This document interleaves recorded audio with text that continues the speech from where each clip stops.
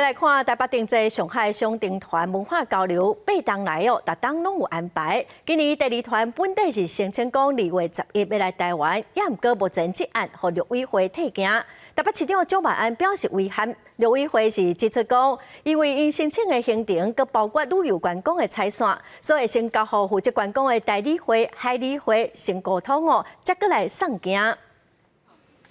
台北定制台北市政府依照多年来惯例，邀请上海商定团来台湾。2年前第1团上海代办主任金梅等13人团，因为送件时间伤赶，未赴审查，无缘定制了后，第2团由上海市文理局副局长金雷带队的7人团，本来申请2月11到台湾，嘛确定予陆委会驳回申请。我们非常遗憾，今年确实打破了行之多年的惯例。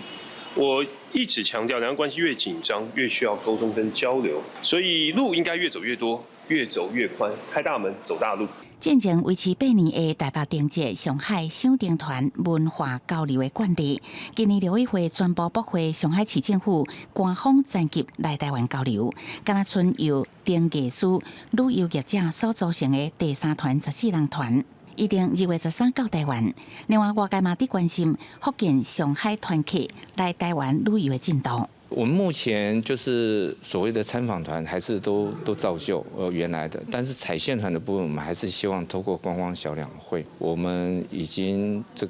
有释出跟海旅会做联系，不过目前他还没有回应。陆委会指出，经过政府整体评估，现阶段无要同意上海市文理局团来台湾，并表示这个团来台湾的行程部分牵涉到旅游观光事件，应该由观光小两会沟通了后，再个申请来台湾。